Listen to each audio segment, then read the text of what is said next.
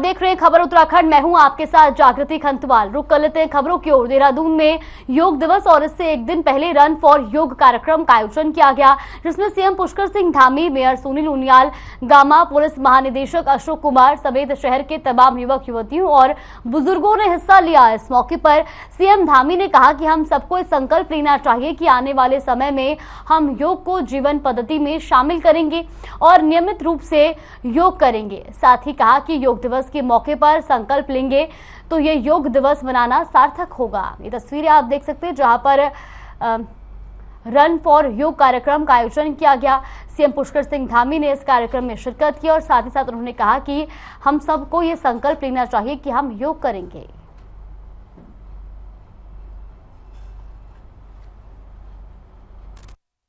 सभी को योग दिवस की बहुत शुभकामनाएं। योग हम अपनी जीवन पद्धति बनाएं, रोजमर्रा के जीवन में योग को शामिल करें। मैं प्रधानमंत्री मोदी जी का धन्यवाद करना चाहता हूं कि उनके प्रधानमंत्री बनने के बाद पूरे जनमानस में, पूरी दुनिया के अंदर योग को और मान्यता मिली। पूरा विश्व आज योग दिवस मना रहा है। ये माननीय प्रधानमंत्री जी के नेतृत्व का ही परिणाम है। देखिए, माननीय मुख्यमंत्री जी जब भी रन फॉर यूनिटी हो, चाहे रन फॉर योगा हो, इसमें प्रतिभा करने वाले हैं। और मुख्यमंत्री जी का एक अपना अंदाज है, वो युवा है और एक युवा जोश की तरह वो जिस तरह से विकास के कार्य कर रहे हैं, इस तरह से योगा को भी बढ़ाने के लिए वो काम कर रहे हैं। देखिए, अपने आप को फिट रखना, रन फॉर यूनिट। आज यहाँ पर योग दिवस के अवसर पर, योग दिवस की पूर्व संध्या पर ये कार्यक्रम रखा गया है। कल योग का कार्यक्रम जो है परमार्थ निकेतन में है और आज यहाँ पर जो है माननीय मुख्यमंत्री जी पुष्कर सिंह धामी जी, यहाँ के जनप्रतिनिधि माननीय विनोद चमोली जी, खजान दास जी और सभी जनप्रतिनिधि, शहरवासी अपने आप को फिट रखने के लिए, अपने आप को स्वस्थ रखने के लिए आज यहाँ ये दौड़ का आयोजन किया गया है। मैं सभी को बहुत बहुत बधाई, शुभकामना देता हूँ। सर, गवर्नमेंट ने सर बहुत अच्छा करा है सर। इससे सर एक सर हम यूथ को सर वो दे सकते हैं, यूथ को हो गया सर, किसी भी एज जनरेशन को, कि योगा वगैरह करना चाहिए। Sir physically fit, mentally fit, sir बहुत सारी चीज़ें होती हैं। तो सर गवर्नमेंट ने अच्छी स्कीम। केंद्र सरकार के 8 साल पूरे होने पर अल्मोड़ा में गरीब कल्याण सम्मेलन का आयोजन किया गया। सम्मेलन में उत्तराखंड कैबिनेट मंत्री रेखा आर्य ने शिरकत की, जहां गरीब कल्याण सम्मेलन में मोदी सरकार के 8 साल के कार्यों पर चर्चा की गई। इस दौरान गरीब कल्याण सम्मेलन में पहुंची मंत्री रेखा आर्य ने कहा कि मोदी सरकार ने गरीबों के हित में काम किया है। साथ ही कहा कि यही कारण है कि चुनाव में बीजेपी जीत पाई है। तो अल्मोड़ा की खबर आपको बता दें, जहां पर गरीब कल्याण सम्मेलन का आयोजन किया गया। इस कार्यक्रम में कैबिनेट मंत्री रेखा आर्य ने शिरकत की और साथ ही साथ उन्होंने 8 साल पर हुए विकास कार्यों पर भी चर्चा की और उन्होंने कहा कि केंद्र सरकार ने 8 साल में देश के हित में काम किया और इसीलिए बीजेपी जीत पाएगी।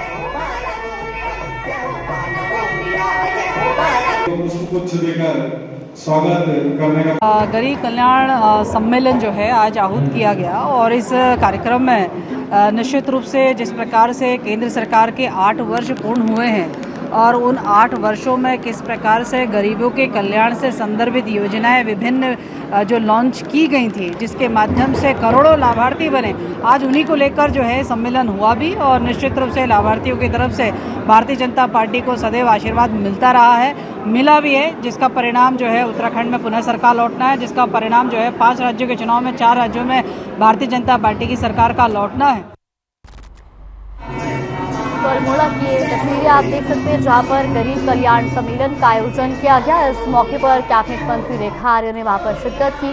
साथ ही साथ उन्होंने केंद्र के 8 साल पूरे होने पर बोलते हुए कहा कि केंद्र सरकार ने गरीबों के हित में काम किया है, जन कल्याणकारी योजनाएं जो है वो लाई हैं और जिस वजह से बीजेपी जीत पाई है।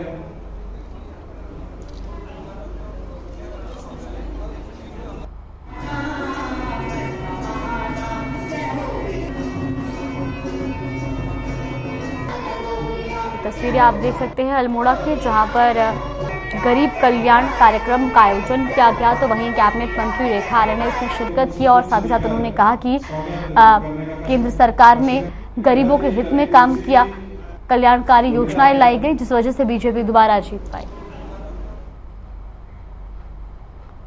अल्मोड़ा में कैबिनेट मंत्री रेखा आर्य का बयान सामने आया है, जहां उन्होंने केंद्र सरकार की भारतीय सेना में 4 साल भर्ती की गई नई अग्निवीर योजना को लेकर कहा कि युवा भ्रमित हो रहे हैं, उनको समझने की जरूरत है। पीएम मोदी के जरिए केंद्र में अनेक जनहित की जन कल्याणकारी योजनाएं लाई गई हैं, जिसमें गरीब कल्याण योजना लोगों के लिए कारगर साबित हो रही है। अब केंद्र सरकार की अग्निवीर भर्ती योजना से युवाओं का उत्थान होगा। ये उनके लिए एक रास्ता है जिसे युवाओं को समझना चाहिए और जल्द ही इसकी अधिसूचना जारी हो जाएगी। तो अल्मोड़ा में जहां कैबिनेट मंत्री रेखा आर्य का बयान सामने आया है, उन्होंने अग्निवीर योजना को कारगर बताया है और साथ ही साथ उन्होंने कहा कि युवा इस योजना को लेकर भ्रमित हो रहे हैं। ये एक कारगर योजना है और साथ ही साथ उन्होंने कहा कि युवाओं को इस योजना को समझने की जरूरत है।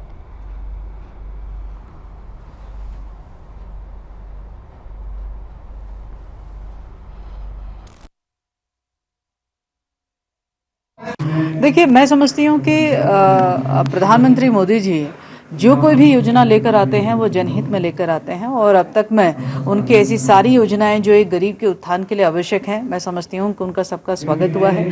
आज युवाओं के उत्थान के लिए आवश्यक था तो निश्चित रूप से योजना लेकर आए हैं। बहुत जल्दी उसकी अधिसूचना भी जारी होगी। तो मुझे लगता है थोड़ा सा समझने का फेर है, इससे ज़्यादा और कुछ नहीं। पूर्णतः ये उनके हित में है। पूर्णतः मैं समझती हूँ कि जो उनका सेना में सेवा देने की जो उनका सपना है उसको साकार करता हुआ जो है ये अग्निपथ एक रास्ता है उनके लिए, जिससे कि सेना में अपनी सेवा दे सके। कैबिनेट मंत्री सौरभ बहुगुणा रामनगर पहुंचे। इस दौरान पार्टी कार्यकर्ताओं ने मंत्री सौरभ बहुगुणा का जोरदार स्वागत किया।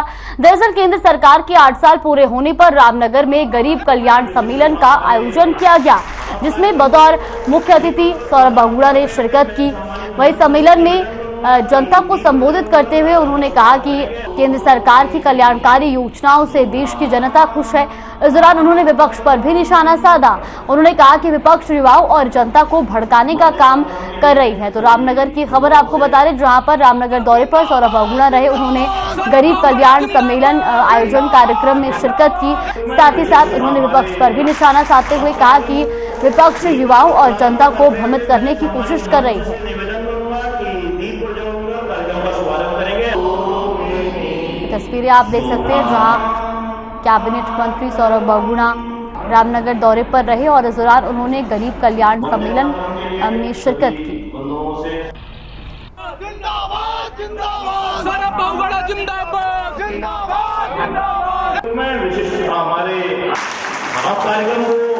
देखिए, कल मेरा काशीपुर में प्रोग्राम था, आज नैनीताल जिले में रामनगर में प्रोग्राम है। माननीय मोदी जी के केंद्र में 8 साल प्रधानमंत्री के कंप्लीट हुए हैं और सेवा के, सुशासन के और गरीब कल्याण के ये 8 साल रहे हैं और हम जन जन तक ये ऐसी रैलियों के माध्यम से लोगों को बता रहे हैं कि क्या क्या काम हुए हैं, क्या काम अपने कार्यकर्ताओं को हम निवेदन कर रहे हैं कि आप मोदी जी की जितनी भी योजनाएं हैं केंद्र की, जो गरीब व्यक्तियों के लिए बनाई जा रही है, जो सबसे पिछड़े वर्ग के लिए बनाई जा रही है, उन तक आप उनकी कल्याणकारी योजनाओं को पहुँचाइए। उत्तराखंड के कैबिनेट मंत्री गणेश जोशी ने शासकीय आवास पर कार्यक्रम आयोजित किया गया। इस दौरान विधानसभा अध्यक्ष ऋतु खंडूड़ी भूषण ने केंद्रीय ग्रामीण विकास और पंचायती राज मंत्री गिरिराज सिंह से मुलाकात की। इस अवसर पर केंद्रीय मंत्री ने उत्तराखंड की प्रथम महिला विधानसभा अध्यक्ष बनने पर ऋतु खंडूड़ी को शुभकामनाएं भी दी। साथ ही केंद्रीय मंत्री गिरिराज सिंह और ऋतु खंडूड़ी भूषण के बीच प्रदेश से संबंधित कई विषयों पर चर्चा हुई। तो वहीं गिरिराज सिंह ने अग्निपथ योजना पर मीडिया से जानकारियां साझा करते हुए कहा कि अग्निपथ योजना में राजनीतिक दलों ने अग्निवीरों को भ्रमित करने का काम किया और देश की संपत्ति को जलाने और नष्ट करने का काम किया है। देहरादून से खबर आपको बता दें, जहां पर विधानसभा अध्यक्ष से गिरिराज सिंह ने मुलाकात की। तो वहीं आपको बता दें कि उन्हें बधाइयां भी दी, शुभकामनाएं भी दी और साथ ही साथ अग्निपथ योजना को बोलते हुए उन्होंने कहा कि राजनीतिक दलों ने युवाओं को भ्रमित करने का काम किया है। एक मिनट रुक जाओ। तो इन प्रदेश से संबंधित कई मुद्दों पर उन्होंने विधानसभा अध्यक्ष ऋतु खंडूड़ी भूषण से बातचीत की और साथ ही साथ उन्होंने उन्हें शुभकामनाएं भी दी। तो प्रदेश से संबंधित कई विषयों पर इस मुलाकात में चर्चा की गई। तस्वीरें आप देख सकते हैं जहां पर विधानसभा अध्यक्ष से गिरिराज सिंह ने मुलाकात की। एक मिनट रुक जाओ। विभागों के साथ एक समीक्षा बैठक भी रखा हूं और 19.5 करोड़ देश में ग्रामीण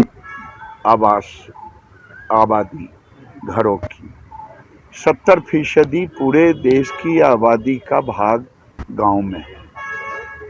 तो मैं पंचायती राज और ग्रामीण विकास मंत्रालय का कल मैंने मुख्यमंत्री से मिला। उन्होंने जिन जिन चीज़ों को कहा, माननीय मंत्री गणेश जी ने मनरेगा में अन्य चीज़ों को, जो भी उत्तराखंड के विकास के लिए भारत सरकार के दरवाजे खुले हैं।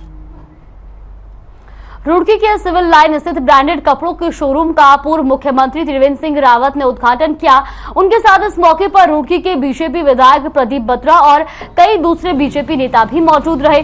पूर्व मुख्यमंत्री ने कहा कि जिस ब्रांड का शोरूम रुड़की में खुला है उससे यहाँ के लोगों को काफी फायदा मिलेगा, क्योंकि अच्छे ब्रांड की वैल्यू अलग ही होती है। वहीं शोरूम के मालिक ने भी बताया कि वो अपने शोरूम के जरिए एक के साथ 2 चीजें फ्री देने की स्कीम दे रहे हैं।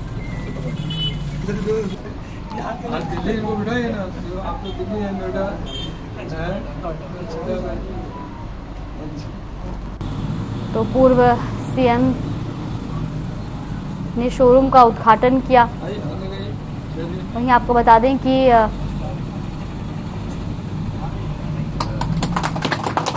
बधाई आपको।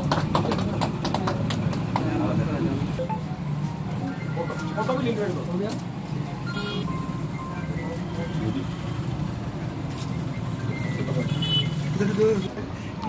दिल्ली को बिठाइए ना, तो आप लोग दिल्ली है, नोएडा है। ब्रांड तो बहुत पुराना है, लगभग 20 साल पुराना ब्रांड है। बीच में ब्रांड कम हो गया था। हमने इस ब्रांड को टेक ओवर लिया है अराउंड 1.5 साल पहले और पूरा नया ही समझो नए अवतार में हमने इसको लॉन्च किया है। 1.5 साल में लगभग 40 शोरूम हो गए हैं हमारे हरियाणा, राजस्थान, दिल्ली एनसीआर में। उत्तरांचल में पहला शोरूम है।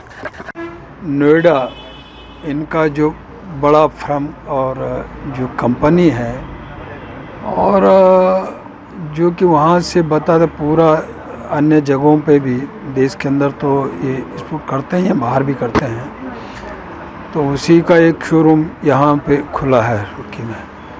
मुझे लगता है इससे यहाँ के लोग काफ़ी लाभ होगा।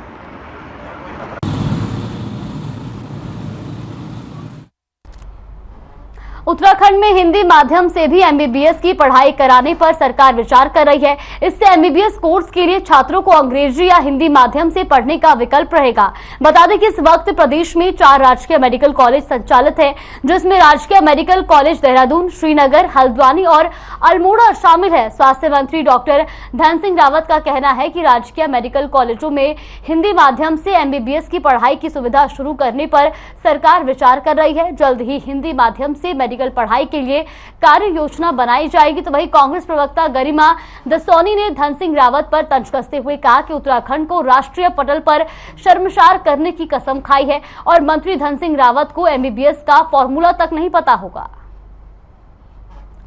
तो देहरादून से खबर आपको बता रहे हैं, जहां पर हिंदी माध्यम से भी अब एमबीबीएस की पढ़ाई कराने पर विचार किया जा रहा है। तो वहीं आपको बता दें कि उत्तराखंड सरकार इस पर विचार कर रही है। तो वहीं योजना आई तो ये पहला राज्य होगा जो एमबीबीएस की पढ़ाई हिंदी में भी कराएगा।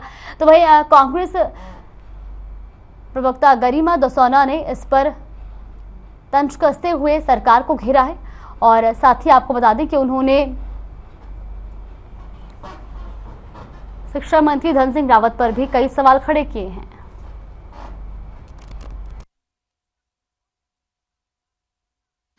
बारिश वाले ऐप में अपनी किरकिरी कराने के बाद अब आज मंत्री धन सिंह रावत का एक नया बेसिर पैर का बयान सामने आया है, जिसमें उत्तराखंड के अंदर एमबीबीएस की पढ़ाई हिंदी में कराने की वो बात कर रहे हैं। ऐसा प्रतीत होता है कि भारतीय जनता पार्टी के नेताओं ने, मुख्यमंत्रियों ने, मंत्रियों ने कसम खा ली हो कि उत्तराखंड को राष्ट्रीय और अंतर्राष्ट्रीय पटल पर उन्हें शर्मसार करना ही करना है। इतना एम्बेरसमेंट उत्तराखंड वासी होने के नाम पर हमें होने लगा है इन मंत्रियों के बेतुके बयानों की। चंपावत के पूर्व विधायक कैलाश चंद्र गहतोड़ी को मुख्यमंत्री पुष्कर सिंह धामी के लिए चंपावत विधानसभा सीट त्यागने के बाद पूर्व विधायक को वन विकास निगम के अध्यक्ष पद की जिम्मेदारी दी है, जिसके बाद चंपावत के पूर्व विधायक ने काशीपुर मीडिया सेंटर के सभागार में प्रेस वार्ता की। इस दौरान मीडिया से बातचीत करते हुए उन्होंने कहा कि बीजेपी ने मुझे अब तक काफी सम्मान दिया।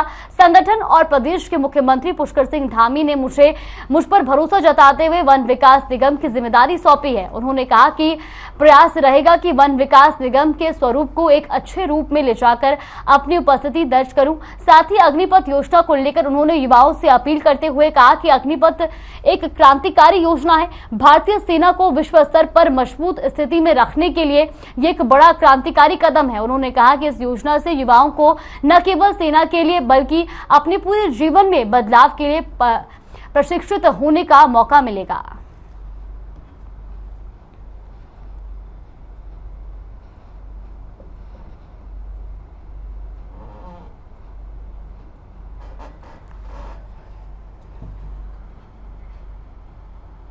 रामनगर में श्रम विभाग की ओर से बाल एवं किशोर श्रमिक को लेकर ट्रांसपोर्ट नगर में छापेमारी की गई, जिसके बाद ट्रांसपोर्ट नगर में हड़कंप मच गया। तो श्रम प्रवर्तन अधिकारी दिनेश कटारिया ने बताया कि छापेमारी के दौरान ट्रांसपोर्ट नगर में 35 दुकानों का निरीक्षण किया, लेकिन निरीक्षण के दौरान कोई भी बाल श्रमिक काम करता नहीं पाया गया। आगे उन्होंने बताया कि अभियान के तहत सभी दुकान स्वामियों से शपथ पत्र भरवाकर अपनी दुकानों में बाल श्रमिकों को नहीं रखने को कहा। साथ ही उन्होंने ये भी बताया कि यदि बाल श्रम का कोई भी उल्लंघन करता हुआ पाया गया तो उसके खिलाफ विभागीय स्तर से कार्रवाई की जाएगी।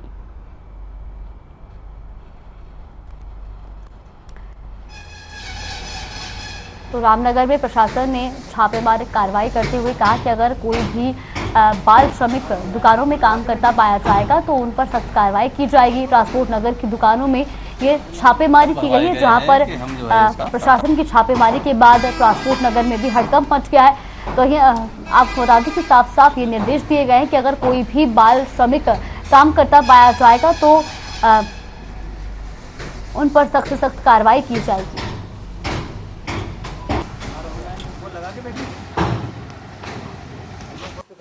आज सर्वेक्षण कार्रवाई निरीक्षण कार्रवाई ट्रांसपोर्ट नगर में की गई है, जिसमें 35 दुकानों का निरीक्षण किया गया है।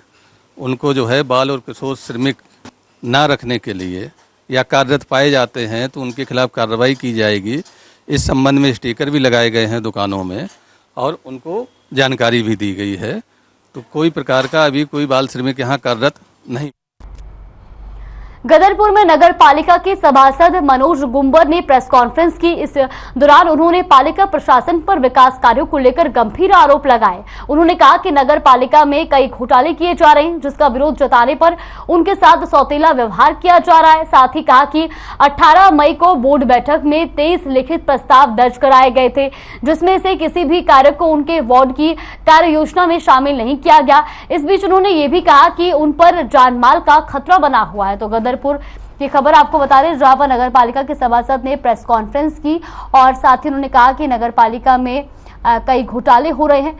तो वही आपको ये भी बता दें कि उन्होंने ये भी कहा कि उन पर जान माल का खतरा बना हुआ है। पालिका प्रशासन पर उन्होंने गंभीर आरोप लगाए हैं।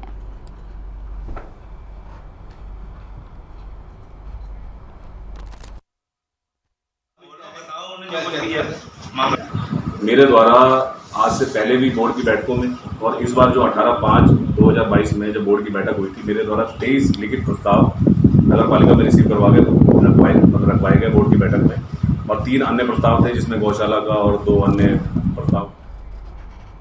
काशीपुर में पुलिस ने बड़ी कार्रवाई करते हुए 2 चेन स्नैचर्स को गिरफ्तार कर कोर्ट के सामने पेश किया।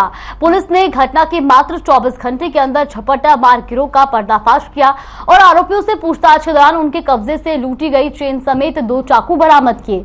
तो वही पीड़ित पक्ष ने पुलिस को घटना का 24 घंटे के अंदर खुलासा करने पर 5100 का नगद पुरस्कार देने की घोषणा की।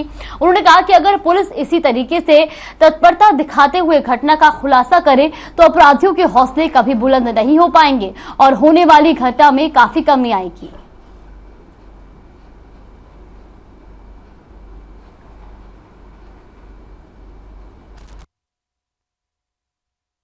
पुलिस की तत्परता का इससे बड़ा प्रमाण क्या हो सकता है कि मैंने फ़ोन करा जैसे ही तत्काल पुलिस घर पे आई और तुरंत कार्रवाई में लग गई और 24 घंटे के अंदर वो अपराधी के पास पहुंच गई।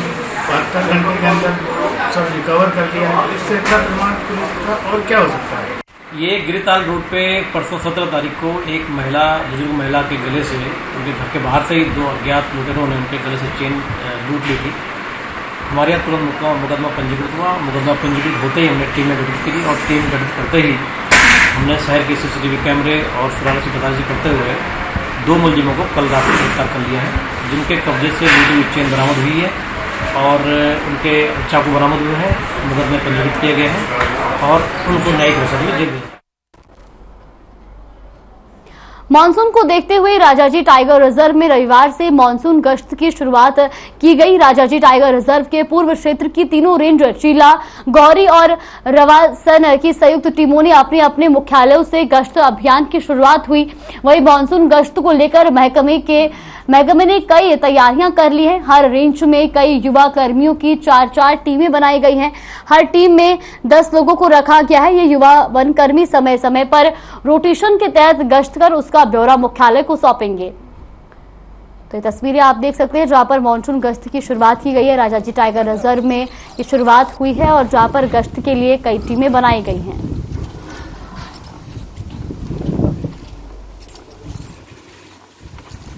प्रदेश में मानसून का सीजन शुरू हो चुका है और मानसून सीजन में राजा जी की जो ज्योग्राफी है, काफ़ी टेरेन बहुत मुश्किल हो जाता है। इसमें रास्ते खराब हो जाते हैं, आने जाने का रास्ता नहीं रहता है और झाड़ियाँ बड़ी हो जाती हैं, तो संदेहास्पद गतिविधियों की होने की संभावना ज़्यादा रहती है। उसको काउंटर करने के लिए जो है मानसून पेट्रोल का आयोजन किया जाता है। संसाधन अगर होते भी तो भी हमारा जो टेरेन है बहुत ज़्यादा विकट है और हमारे पास हिली एरिया ज़्यादा है, तो यहाँ पर केवल मैन पावर से पैदल गश्त ही बहुत ज़रूरी है और इसी तरह से हम जो है पूरे मानसून गश्त को करेंगे। हमारी जो है 4 टीमें बनी है, प्रत्येक टीम में जो है 10-10 हमारे। पौड़ी के श्रीनगर गढ़वाल में मुहिम स्वच्छ पहाड़ की सालगिरह मनाई गई। इस दौरान थाना प्रभारी हरिओम चौहान, श्रीनगर अध्यक्ष सुमन जोशी बंटी, सचिव अरूप बिष्ट समेत कई कार्यकर्ता और राष्ट्रीयता मौजूद रहे। जिला व्यापार सभा अध्यक्ष वासुदेव कंडारी और उनकी टीम ने भी स्वच्छ पहाड़ की मुहिम अपनी भूमिका अदा की और टीम के सभी युवाओं ने कड़ी धूप में लोगों को स्वच्छता के प्रति जागरूक किया और कूड़े को इकट्ठा करते हुए प्लास्टिक जैसे कबाड़ को बेचकर जो पैसे मिले उसे गरीब बच्चों की शिक्षा पर खर्च किया गया। तो पौड़ी की ये तस्वीरें आप देख सकते हैं जहां पर स्वच्छ पहाड़ मुहिम का आयोजन किया गया। तो वही सड़कों से कूड़ा साफ किया गया और साथ ही साथ लोगों को साफ और स्वच्छता बनाए रखने के लिए जागरूक भी किया गया और इस दौरान इकट्ठा किया गया पैसों में से जो है वो गरीबों की मदद की गई। अभियान मुहिम जो हमारी टीम सेना गढ़वाल कनेक्ट के द्वारा लगभग जिसको आज 1 साल पूर्ण हो चुका है और 50 हफ्ते साथ में पूर्ण हो चुके हैं। 50 हफ्तों से हम अपनी इस मुहिम को चलाते आ रहे हैं। तो 50 सप्ताह संपूर्ण होने के उपलक्ष्य में आज हमने सेना गढ़वाल में NIT के समीप ये नेशनल जो हाईवे है इस पर हमने अपना एक छोटा सा जूस वितरण का कार्यक्रम चलाया है, जिसमें कि जो हमारा बुरांस का पुष्प, हमारे राज्य का जो पुष्प होता है, बुरांस का फूल जो है उसका जो हमने जूस है उसका वितरण। उधम सिंह नगर के सितारगंज में वेलनेस प्रोडक्ट्स फैक्ट्री को अचानक प्रबंधन ने बंद कर दिया। दूसरी शिफ्ट में काम करने पहुंचे मजदूरों को जब फैक्ट्री के बंद होने का पता चला तब उन्होंने फैक्ट्री के गेट पर जमकर हंगामा काटा और प्रबंधन के खिलाफ मनमानी का आरोप लगाया।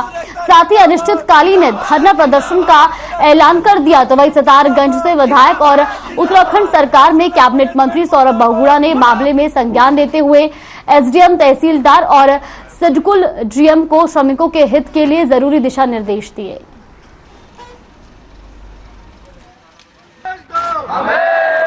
जो है छोटे बच्चे हैं और कई की जो है महिलाएं जो है प्रेग्नेंट हैं। प्रेग्नेंट होने के बाद में जो है वो लोग यहाँ बैठे हैं इस स्थिति में और जो कि तानाशाही करके मालिक ने इस पे जो है मैनेजमेंट ने बिना कुछ बताए हुए, बिना कुछ यूनियन को बताए हुए ये बंद किया है। एक सोचने वाली बात है। हम जो है चाहे कुछ करना पड़ जाए, हमें चाहे कहीं जाना पड़ जाए, हम जो है इसको पाके रहेंगे, अपने पक्ष में लेके रहेंगे, चाहे कुछ करना पड़ जाए। हम सर, जैसे कि कंपनी आप देख रहे हैं जिस तरह से इन्होंने एक बंदीकरण का नोटिस जो है चस्पा कर दिया गया है गेट पर। इसमें ये कहा गया है कि भाई आर्थिक स्थितियां जो है वो प्रोडक्ट की मार्केट में कम्पिटिट नहीं कर पा रहा है और जिस वजह से जो है उनको ये यूनिट जो है बंद करनी पड़ रही है। तो एक्चुअली मैं इसका जो इन्होंने जो भी इसको जो है कभी जो भी इन्होंने यहाँ पर निर्णय लिया है ये अपने ऊपर अपने मतलब किसी बंदे को पक्ष में रख के इन्होंने निर्णय नहीं लिया, अपने मन में जो आया इन्होंने वो कर। फिलहाल खबर उत्तराखंड में बस इतना ही। आप देखते रहिए हर खबर।